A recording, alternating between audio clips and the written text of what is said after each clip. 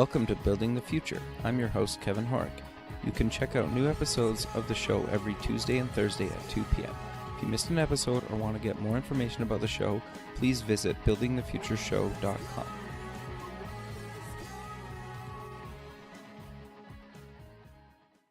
SoupX, the Startup Expo, North America's premier startup conference, is March 6th and 7th, 2017, in sunny Fort Lauderdale, Florida. Affordably priced, SoupX is a 2-day international conference featuring workshops, panels, speeches, a $50,000 startup competition, and over 100 exhibitors. For more information, go to sup-x.org. Welcome back to the show. Today we have Brian OliverSmith. He's a global entrepreneur, performance mentor, and lyric tenor. Brian, welcome to the show.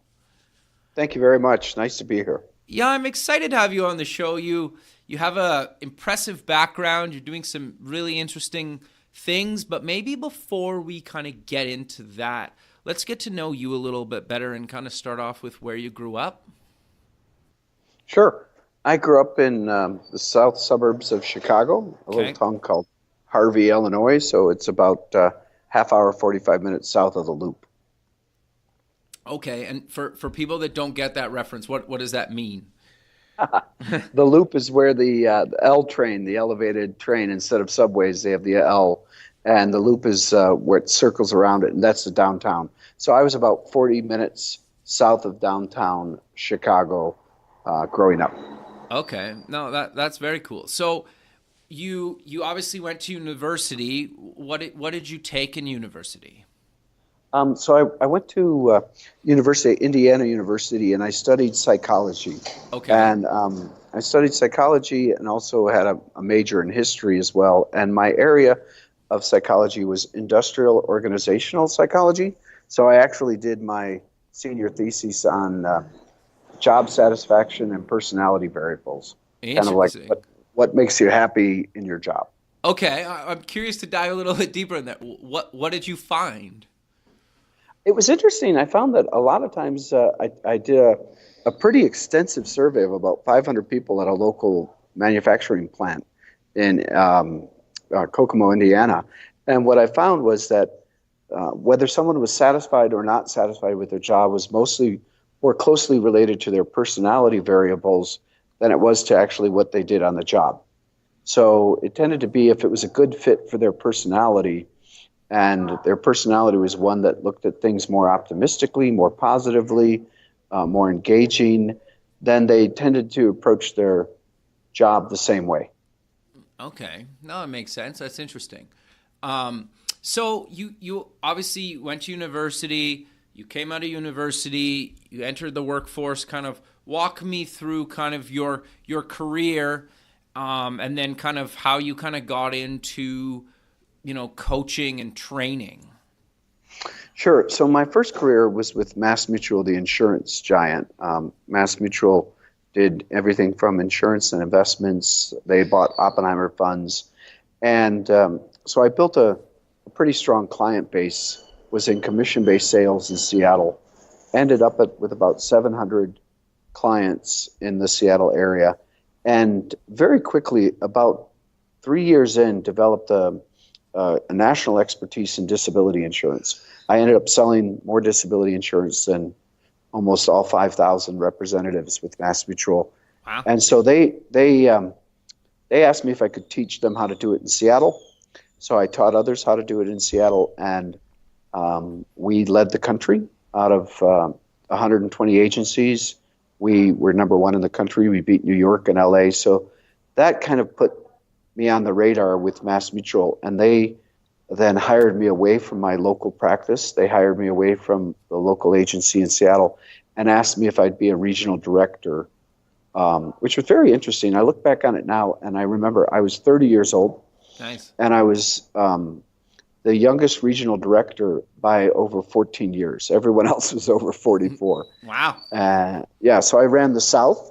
For MassMutual, I ran at 30 years old. I had 28 offices and about 1,500 sales associates that I trained on disability insurance. And then after 2 years, they asked me if I would help run the West Coast, and I ran the West out of Seattle. I went back to Seattle and I ran the West Coast. I had 26 offices, everything west of Tulsa, including Hawaii and Texas. So I had a chance to travel and teach people how to do it. And it was interesting, when I was in insurance with Mass Mutual, I ended up having the opportunity to start working with Dr. Stephen Covey with 7 Habits. He needed volunteer trainers in the early 90s to do some work with the 7 Habits of Highly Effective People. And I loved the book, and I thought the teaching was solid. So I signed up to be one of his first trainers that he had as volunteer trainers for the 7 Habits in Seattle. And so to finish that first path of my career, I was traveling a ton, and then I was asked to run an agency in Portland. So I was a second in command for the Mass Mutual agency in Portland, Oregon, and then was stolen away by the biggest agency on the West Coast, which was Los Angeles and Beverly Hills. And they asked me to run as a second in command the Beverly Hills office. So I ended up down in Los Angeles. And then I woke up one day when I was 35, mostly because of a hobby that I was doing. I woke up one day and decided I don't really want to be in insurance for the next 20 years. I loved it. The people were great. They were caring. I learned a ton about leadership and sales and management, but I've been doing it since, the age of 22. Sure. So I thought, there's got to be something else. So I left insurance, and everyone thought I was crazy because I was on track to have my own agency, but it was time for another challenge. Sure. So what did you end up doing? Well, interestingly enough, while I was traveling out of Seattle, and then while I was in Portland, I started taking voice lessons at age 32. Really? And I'd sung a little bit in high school and college, but none of my majors were singing. I was just doing it for fun. A lot of people sing, when they're young. Sure. And what happened to me was I auditioned for and made the chorus for Seattle Opera, which is a professional opera company. That's huge, actually. It was a lot of fun. I mean, sometimes when you try something, you don't know how hard it is. Sure. It works out. So I didn't know that I wasn't supposed to make the chorus in Seattle. There's about 480 people. They took, I think, 12 of us. And before I sang with them, I went down to Portland, and I actually missed their auditions, but the chorus master asked me to sing for her, and they offered me a contract for the whole year. So while I was in Portland in insurance, I sang with Portland Opera. And then when I went down to Los Angeles, I auditioned with Los Angeles Opera, which is the most competitive, probably west of Chicago. Sure, I can imagine. Yeah, it was. I mean, every actor, actress, singer that wants to do anything in LA tries to audition for Los Angeles Opera. So, I luckily made their chorus out of about 400. They took, I think, 6 of us that year. Wow. And that was part of what prompted me to get out of insurance. I thought there was more opportunities to perform, do some other things. So I left insurance and started singing professional opera with Los Angeles Opera, when I was 35. That's incredible. That's amazing. I love that, right? Like, because most people try to be like a rock star in their kind of teens, maybe into their 20s, and then kind of give it up and never touch it again. And I love how you kind of came into, performing and playing music and singing in your 30s. I think that's awesome, right? That's inspirational. Thank you. It's added a level of richness, and I mean, there's a level of richness, monetarily. I mean, I've been paid pretty good money for operas, and for doing something I love, I can make maybe $10,000 for 6 weeks, and that's a pretty good paycheck. But the reality is, I've also done it for free. Sure. And I've done 6 or 8 weeks with North Carolina Opera for nothing, because the richness that it provides is all throughout your life. I mean, it just permeates everything. So, and that's what people forget. They get in their 20s and 30s and they forget that there's something they enjoy doing. They set it aside because it doesn't feed their career, and they don't realize that actually it feeds every part of them and can drive them in their career as well. So I ended up singing in the evenings, and then I was hired to run a technology company during the day in Century City as their executive VP of sales and marketing. And that was an amazing ride. That was Benny Alligem, who sold Packard Bell for, Sure. I think it was like $400 million to Group Bull and NEC. And I was on his executive team of a group of startups. And we would fly around in Learjets to raise money up in Sand Hill Road or to raise money in New York. And then I made sure that I was always back to sing for the opera in the evening. And then what happened for me is when that wound down in the tech crash of the, around 2000 or so, we wound down that company. It was called Vault Technology and AST Computer. I decided to go in and get some training in executive coaching because I was feeling like, as part of the startup, I felt like we wasted a lot of money. And Sure. I said, there's got to be a way to work with entrepreneurs, not waste money, to help people grow, to do things. And, that's what I studied in school. And so I started an executive coaching company. I went and got certification through Coaches Training Institute, which is one of the largest in California. It's part of the behavioral sciences. So I could do the Myers-Briggs. Then I got training with Daniel Goleman and emotional intelligence for the Leadership 360s. And so I felt pretty strong. And I built 15 years ago an executive coaching practice. And it had a funny name. It was called Passaggio, which is that's an Italian word for going through the passage. Gotcha. So singers go through the Passaggio to go to their high note. So if you can't make it through the Passaggio, you're never going to be a good singer. And so that's but I'll tell you, it was a disaster. As an entrepreneur, you learn from your mistakes. Sure. Nobody could spell it. I never had one check made out to me spelled correctly. They're like Passaggio. So for me, Kevin, what was fun was I coached entrepreneurs on more creative parts of their business, and I coached creative people on how to develop more of a business for themselves. Like Sure. I had a top photographer out of New York who was amazing. She's just amazing photographer. And I helped her start a practice in Los Angeles. And then I helped a couple of entrepreneurs develop their presentation ability and confidence. And one of them I worked with for 3 years, and he sold his company to the Chicago Tribune for $42 million. Wow. And it was a huge exit. And another one I coached sold their company for $30 million. So the guy, Martin, who was a great friend who I coached for 3 years, said, Brian, you really should do this yourself. You really should be an entrepreneur. You've got the skill set. You've got the presentation ability. You've got he said, and if you come up with an idea, I'll back you because, the coaching you gave me over the last 3 years helped this be successful. Interesting. And, so if you do this, I will help you. And so I thought about it, and sure enough, about a year later, I started my first company after Passaggio, and Martin invested. He was my first angel investor. And what company was that? It was a company called Sounds Publishing, Sounds, and was audio publishing. Okay. And so we did audio books, audio stories, kind of like, used to call them books on tape. Sure. But when we did them, we never put them on tape. They were just put on CD. Got you. And then we did a lot of short stories. So we fed the short stories into iTunes. We fed them into Audible.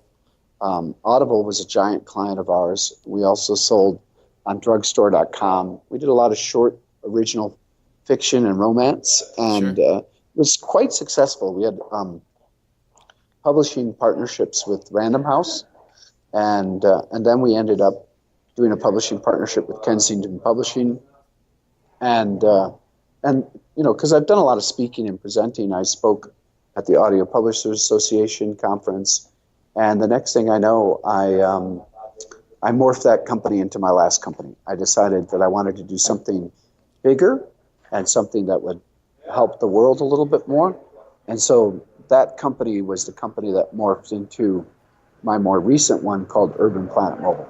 Okay, and so what was Urban Planet Mobile? So Urban Planet Mobile was the first company in the world that developed education products for mobile phones. So mobile phones around the world, this was 2007 when I started the research. Sure. And I did about a year of research. And in 2007, the iPhone was just barely getting introduced. So all the phones, if you think back, were what they call friolitos. They were little flip phones or little black beans. Yep. And so what I saw was that the only thing that was being delivered on those phones was short bits of music, little things of 10 and 20-second ringtones, or maybe a jumping frog game. And I said, why can't we deliver something that helps people more, like education? So I had a background in audio. I had a number of audio engineers. We actually had a recording studio that we owned. And so we explored how could we get English language learning into the same file size as a ringtone. So a ringtone plays for 10 seconds, but we were able to get a 1-minute English lesson into the same file. Interesting. And that's what we did. We found out, the research that I did found that the number one thing for audio in the world is music, but the number two thing is language learning, and English is 85% of it.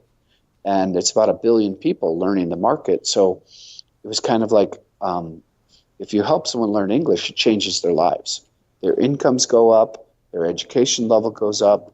It's just amazingly powerful. So that was the original idea for Urban Planet Mobile, was to develop a product called Urban English to deliver English learning every day around the globe on mobile phones. That's awesome. And that company kind of blew up. Like, you guys were huge, correct? Yeah, it really grew. I mean, first of all, I have to tell you, I had an amazing team. Because we started this thing in the worst time possible. I did about a year's research, took my first outside investment in April of 2008. And so, you and most of the listeners can remember that September of 2008 was a pretty ugly time. Yep. It was a horrible time. And we lost half of our initial investment and everything. But somehow we muscled through. And I attribute that, I'm very perseverant, if you will, in a stubborn way. But the reality is we had an amazing team. And that little team from Urban Planet developed to the point where we grew to be about 25 total at our highest point. But we developed distribution of Urban English in 45 countries around the globe. Wow. And we had about 900,000 downloads a day. Wow. Or 20 or 30 million a month. And it was all the places that you could think of that are remote and interesting, but not the U.S. So like we had our first market that was really quite successful with over 100,000 daily users was Indonesia. Interesting. So we taught English to people who spoke Bahasa Indonesia. And then we developed a very big presence in Central America, Guatemala, Honduras, Nicaragua, El Salvador. And then we did the same thing in the Middle East. We had a big subscriber base in Saudi Arabia. We were in Iraq before it was blown up by ISIS. We were in Yemen and Jordan. So it's basically places that were very early emerging economies, and they would pay $2 to $3 up to $5 a month for an English lesson a day on mobile phones. Interesting. Huh. That's really cool. So you did that for kind of 8 years. What happened? Did you sell that company? Walk me through kind of. That company. So that company continued to grow. I think one of the things I'm most proud of for Urban Planet, and besides, quite honestly, the team, which was amazing, it raised $4 to $5 million. It grew to 45 countries, but we won 8 global awards. We won the first GSMA Mobile Award for Best Mobile Learning. So we beat Pearson Education, we beat the British Trust, and the reality is, that's like winning an Academy Award for your first film. There's some people who've done it, but not very many. So we won like Best App in Asia by Frost and Sullivan. So we had a combination of pretty wide distribution in 45 countries and a very good reputation with 8 global awards. We did a project for USAID, which was mobile literacy in Uganda. So we won a $300,000 grant from USAID called All Children Reading, and we were one of only two mobile companies to have ever won that. That's awesome. And yeah, it was cool. It was a great program. We delivered daily early literacy lessons to young moms in Uganda. I mean, it was so cool, and it was successful. So what happened to Urban Planet was in 2014, I was looking for another round of funding, and instead I got a phone call, and we ended up selling the company and merging with a public company, a small public entity that was doing what's called an education roundup, and or education roll-up, and they decided to purchase Urban Planet. So we were purchased by a public entity, and I was brought in as CEO of the public entity through the purchase. And then I raised the company about $9 million in the first 6 months. And then I stepped away from it after about 6 months. So it's kind of like I'm a little more entrepreneurial. So going from an entrepreneurial move fast environment to the shell shock of a public company with the reporting and recording elements of, an elephant wasn't a good fit. So we exited that company a couple of years ago, and now I'm building other things. Sure. So it sounds like did you take some time off after you kind of, got acquired, you raised them some money, you stepped away? Did you take some time off in between before you kind of moved on to found Boss Performance, or what happened in between there? So in between, it's funny that you asked. What a great question. So my wife decided we should take some time off, and we took our three girls and traveled to Europe for 7 weeks. That's awesome. A couple months after. I was like, yeah, which was great. I mean, it's like the reality is we kind of lived that adventure. So we traveled to Europe for 7 weeks. And at the end of that trip, one of my investors from Urban Planet came over to convince me to help him with his startup, his early stage company. So I came in and helped him raise a bit of capital and move the company from Lebanon, where it was, to Ireland, and decide to focus, even though our corporate holdings were in Ireland, decided to focus a little bit more on the MENA region. They were trying to boil the ocean, which was very difficult. Sure. So I did that for a year. And what I realized in that year is, while I loved helping him and I love other people, I do not like working for anyone else, and that'll never happen again, ever. Sure. No, fair enough, man. Fair enough. I get that. So is that why? Sure. So is that kind of how Boss Performance came to be, or walk me through why you decided to kind of start that up? And so Boss Performance is kind of it's kind of something I've been thinking about off and on for the last 20 years or so. I mean, the reality is my degree's in psychology and history. I've worked with Stephen Covey and Goldman. I've done executive coaching and got that certification 15 years ago. And then I went off and became an entrepreneur. And so Boss Performance is kind of if you will, kind of a mashup of those two. And the idea behind it and the drive behind it, Kevin, is that I see around the globe there's an amazing amount of talent, just an amazing. I mean, I've been to 61 countries, so I travel nonstop. Yeah, I mean, I've been very fortunate. It is. It's amazing, and I have to get my passport renewed because it can't get any fatter, and I'm out of pages in January. Sure. But the reality is, America and the United States is so unbelievably fortunate as kind of a fertile ground to start companies. So you can start companies in the United States as an entrepreneur. And it's not just because we have such great capital and great technology, because you can get capital and technology anywhere around the world. The really great thing about it is it's got a history of allowing people to go after their dreams, or encouraging people to go after their dreams, that is not kind of thought of as like you're absolutely crazy. I mean, there's a bit of a rock star culture with being an entrepreneur and Wired magazine, and everybody should be 25 and be an entrepreneur, which is a little excessive. But the reality is, if you're in the United States and you're in Chicago or you're in LA and or you're in Atlanta and you want to start something, people are very excited for you. Now, your wife might be nervous, your friends might be nervous, but people, you're not doing something that's so strange. Sure. And you have a culture of personal development work and information and education that's not textbook oriented, that's been passed down for at least now you're almost looking at 100 years, but certainly 50 plus years.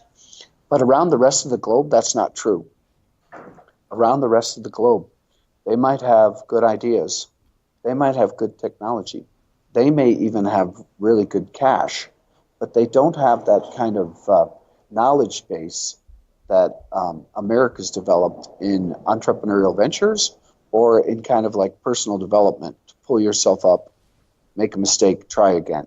You see what I mean? Sure. It's a little bit tougher in other countries. So my goal with Boss Performance is to develop, if you will, products and programs that target international markets with information and products, if you will, to help them grow. So for me, I mean, my mission statement is very simple. I want to touch, move, and inspire people to take action in their life.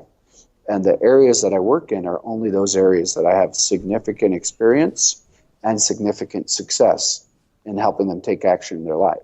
Because if you're an entrepreneur, you don't have a personal life. Your personal life is your business is your personal life, and you have to make sure that you manage all of that at the same time. Sure. So that was kind of the germination for it. No, I think that's awesome. And I think just obviously being born and raised in North America, I think sometimes we forget about the rest of the world, right? And how important it is to either embrace that or maybe start a company there or move your business outside of kind of North America. And, you know, and in your case, like, I love the fact that you're obviously doing a bunch of stuff in America and have done a bunch of stuff in America, but now you're kind of traveling. Well, you've always been kind of traveling, but you're living in other countries, you're traveling around the world. You're doing kind of these seminars. You're teaching people kind of performance and how to kind of get in front of people. And so I'm curious to know, and I just kind of mentioned it, you're doing all these kind of seminars and you're trying to empower people outside of kind of, well, on the global scale, right? So what do you kind of teach people in your seminars? Well, it's interesting. I have 3 seminars that are more what I would think of as personal oriented. One of them is called Life's Not a Dress Rehearsal. And I use music as an analogy. Just like if people do seminars and they were a sports person or they got to the point where they're a professional athlete, they're going to use a lot of metaphors and analogies that are in the sports world. Well, I reached a level where I could share the stage with people like Placido Domingo and Deborah Voigt. And that takes an amount of discipline and talent. You know, I've spent over 20,000 hours training my voice. Wow. So, but yeah, I mean, it's like, that's what people say. Well, what do you do? Do you golf? And I'm like, no, I sing. They're like, what? And I'm like, no, I don't golf, I sing. And they're like, really? And I'm like, yeah. It takes about 2 hours, 3 or 4 times a week Sure. to keep it in shape that I can still have a high B flat. So what I teach people in the personal seminars, I teach an area called voice for the Life's Not a Dress Rehearsal, and that's how to get in motion with developing your voice. And when I say voice, I usually think of V is for values, and you're developing what makes you unique. O is for opportunities and how you create those or wait for those. I is inspiration, which is how to be more inspiring and find more inspiration. And C is chiaroscuro, which is head and heart. It's combining the logic of your head and the passion of your heart. And if you don't have both of those, most likely you're going to fail at what you're approaching. And E is engagement. And that's simply using engagement as both a barometer and a goal. So that's my personal seminar for Life's Not a Dress Rehearsal. I'm doing that in Prague, Czech Republic, at the end of March. And it's very exciting because I'm getting a lot of good feedback. And then I have another personal seminar that's called It's a Wonderful World. It's all about relationships. Okay. So it's not about Tinder. It's not about dating. It's not about those kind of relationships. I actually have been married for 20 years, so I don't know how to date anymore other than my wife, which we have fun. Sure. And but it's the idea that everything we do whether we're an employee or whether we're a boss, whether we're an associate, a coworker, whether we have investors, whether we have friends, partners. It's all relationships. Everything we do is in relationships. And so that seminar is teaching people the skill set of emotional intelligence to manage and to develop those relationships. I am so fortunate that you could drop me in about 20 airports all over the world with no money other than the ability to make a phone call. And I could call someone, no questions asked. They would come pick me up at the airport and help me out. That's great. And that's everywhere from Tokyo to Myanmar to Beirut to Barcelona. And that's simply because I love to work with people. I love building relationships. So then my third personal seminar it's called Encore. And Encore is for those over 40 who are mistakenly believing that they're kind of done. So there's a lot of time people over 40, they think, oh, I missed the opportunity to start my adventure, or I missed the opportunity to do X, Y, or Z. Well, I've built 3 companies after age 40. I've had 3 children after age 40. I've lived international. And the reality is that's usually the perfect place to start something new. You got a bit of history. So it's kind of displacing that myth that you should be a 22-year-old rock star to be an entrepreneur. You may be 35 or 45, and that experience is needed.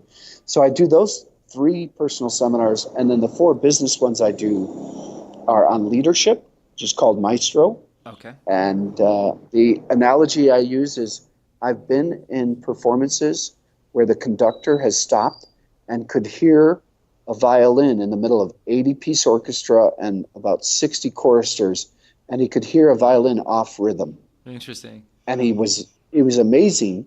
He was kind, but he corrected that. And today's leadership demands the same.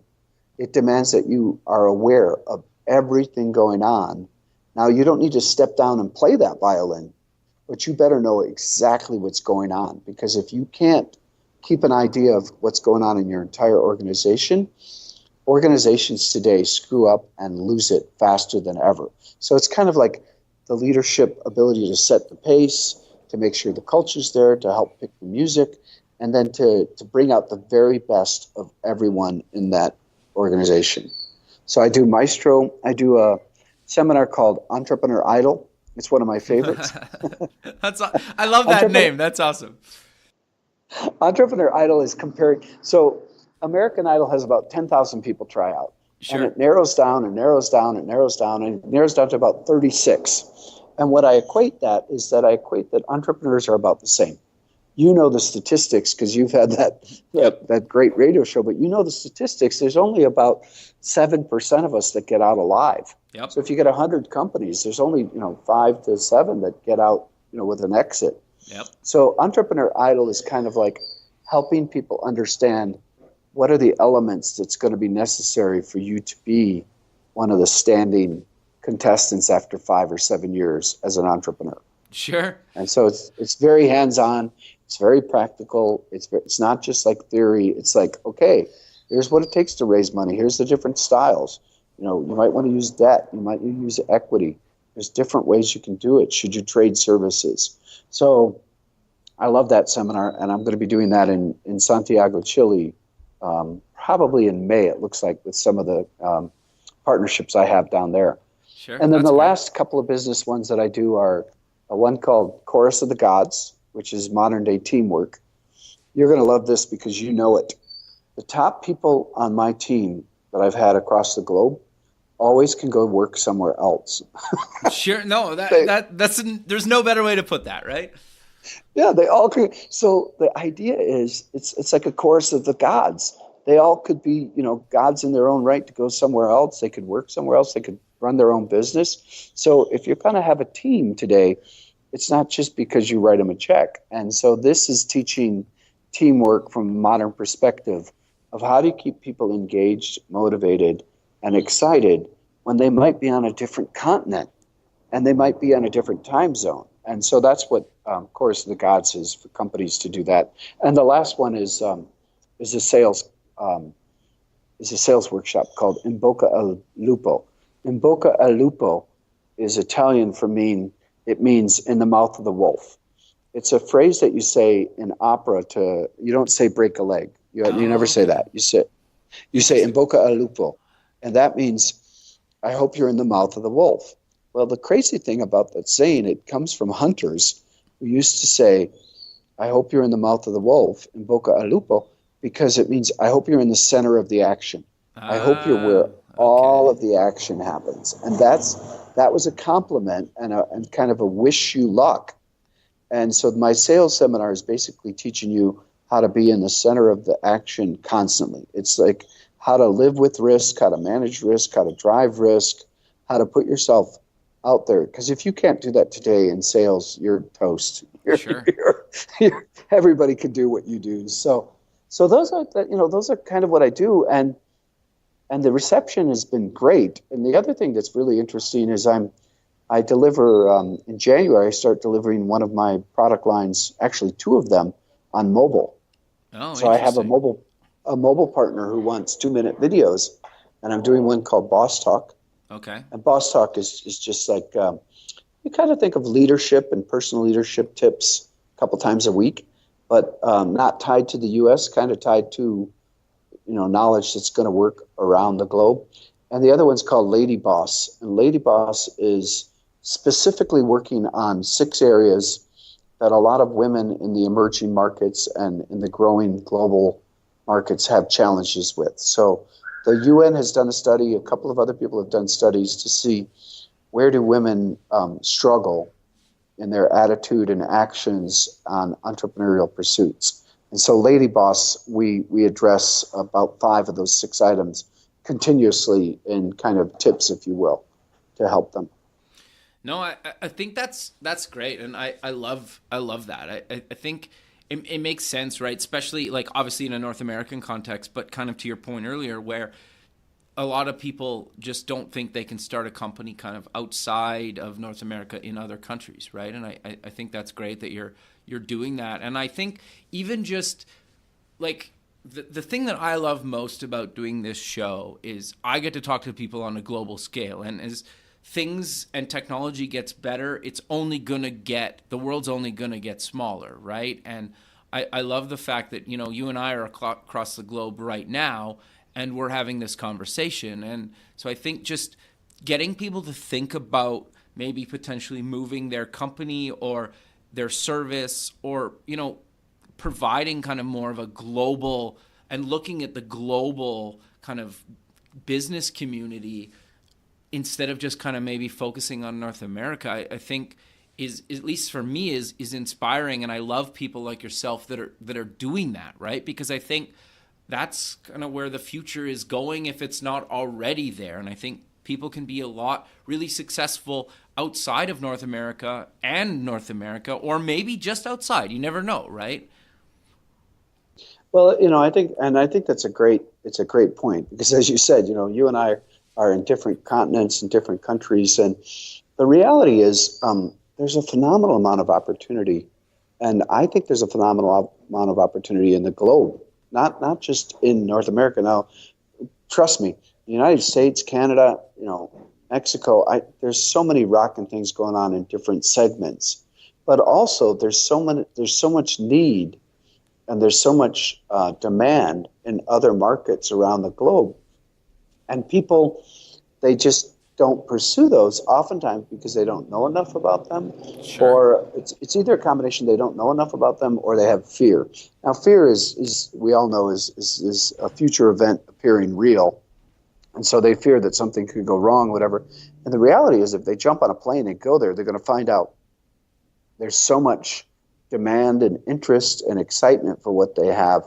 But the other thing about it is you can hire a lot of the knowledge in the United States that can help you start to look at other markets. Sure. So when we were with Urban Planet, I remember like one summer 3 years ago, we had 7 interns, and none of them, they were all from Duke University, and they were either MBA or Masters of Science and Engineering, and none of them were from the U.S. It's not because we didn't want it, but we were looking at alternative markets. So we had 2 from India, we had an amazing young woman from Russia, we had an amazing young woman from Uruguay, we had just one from South Korea. And so basically, I think that sometimes American companies and American entrepreneurs forget the idea that if you brought in a powerful intern from your local school that's from a country all over the world, you can gain the knowledge as to, are you able to enter a certain market? Totally. Does it make sense? So you don't have to spend a ton of money. You can have them. And I mean, and that helps you start to do the research without having to drop a ton of money into local offices and plane trips, that kind of thing. Sure. I think one of the most educational experiences of my career was I spent the summer taking this design class at UCLA, and there was no computers, there was no nothing. It was literally like in a lecture hall, and they had a bunch of people that I think there was, out of like 14 of us, I think maybe 2 people were from the States, and everybody else was from somewhere else in the world.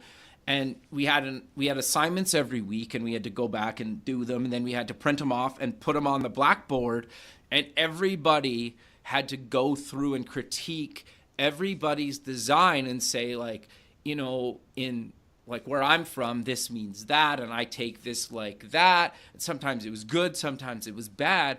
And that was really eye-opening for me, because there's certain things that we take for granted. And I think the thing that resonates, I think, with me is like, you take the colors as simple as like red, white, and blue. Everybody associates those colors with America, right? And there's nothing wrong with that. I don't mean that good or bad. It doesn't really matter. It's just a lot of cases, if you put those 3 colors together, people think America, right? Especially to the outside of kind of the States. And it was like, there was a bunch of those kind of moments, and that's a simple example, where I was just like, you know, there was things I never even considered or even thought of. But when I was kind of exposed to people from other countries and how they kind of view things, that for me was like very, very eye-opening. Yeah, that's a great example, because you said red, white, and blue, and I immediately thought, as soon as you said America, I thought, well, France. If you're hanging out in Europe, yeah, if you're hanging out in Europe or in Africa, you're probably going to be thinking of France. And I think that I think you hit the nail right on the head, is that you have to have a focus, but you also have to have a global perspective. So it's a little bit different. I mean, you focus on the market that you've chosen to go after, but in the same instance, you may need to bring someone into your organization who can help open more of a global perspective. If you know, so a prime example is, I think that companies that don't look at how to get into the Latin American market are insane, because there's 500 million people, 500 million people who speak a common language. So we think of English. Well, English, there's 350 million of us in U.S. and also in Canada and everything, but there's 500 million. And yes, the Spanish is different in Mexico from Colombia to Argentina, but the reality is, for your product, it may be similar enough. And those markets are growing. Sure. Colombia is growing, nonstop. I mean, I spoke there in Medellin, and I had 20,000 people at the conference, and I was blown away. And the same thing's going on with Mexico. So, and for me, I'm jumping into another challenge with the Central and Eastern Europe, because those countries are They're hungry for new ideas and new insight and new education, because they have only been a free market for the last 20 to 25, 30 years. Sure. No, so they're like an established country, like Prague is established. Tourism is beautiful, it's gorgeous, but their mindset to go after what we go after when we start a new company is only 20 years old. Yep. And it's really younger than that. So I think you hit it on the head, where it's like, focus on the market that you're successful, but try to think about, how do you add a global perspective? How do you bring someone in that can expand that for you? Sure. No, I think that's great.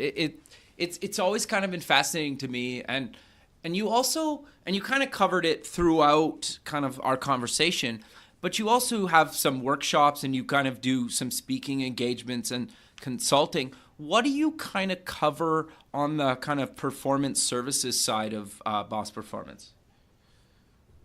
So it's interesting, the performance side. What I do is I bring the techniques and the discipline that have allowed me to be very successful on the performance side in the singing, I bring that to the area that I'm working on with a company in the performance side. So let's say they want to perform in a new market area. Well, I'm gonna do the research. I'm gonna learn all of the kind of all the music, if you will, and then I'm gonna basically help them learn to perform. Because what happens with people is they forget the idea that, every day we're getting ready for another performance. And Sure. you need to be focused, you need to be disciplined, you need to be rehearsing, you need to be practicing. And whether it's a meeting that you're putting together for Wednesday or for Friday pitch, or you're raising money next Saturday, those are all performances. And you don't wing it. You have to be ready. So I teach them a lot of those techniques. I teach them a lot of the planning. I teach them a lot of the discipline, a lot of the structure, and then a lot of the, if you will, kind of like the mindset.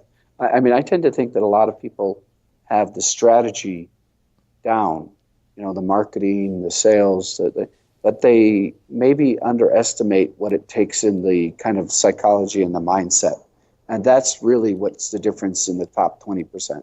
So I do a lot of that work, if you will. Sure. So I know you're kind of doing a bunch of seminars kind of throughout the world. Do you do stuff kind of just almost what we're doing now, just like over the phone or through video chat, or is that not something you're really doing yet?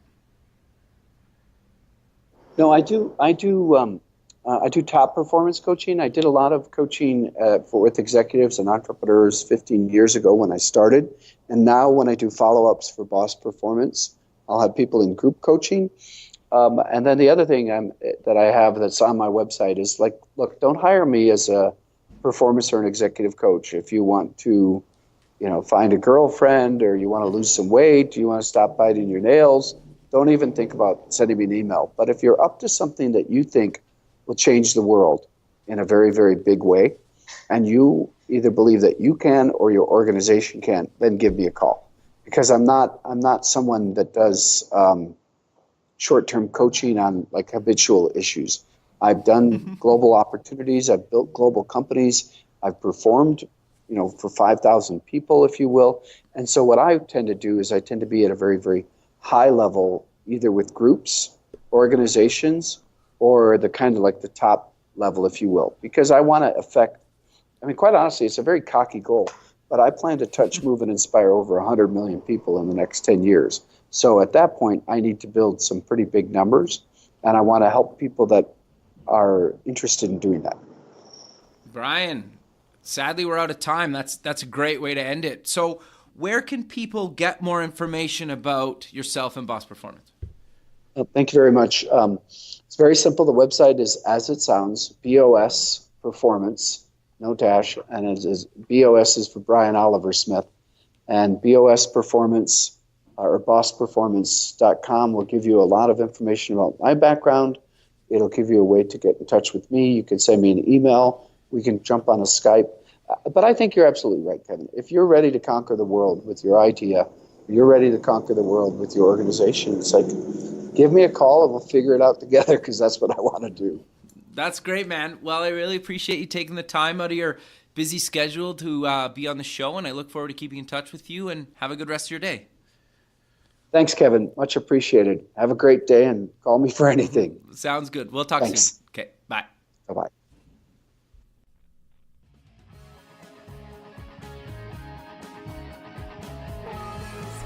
Thanks for listening. The music for the show is done by Electric Mantra. You can check them out at electricmantra.com and keep building the future.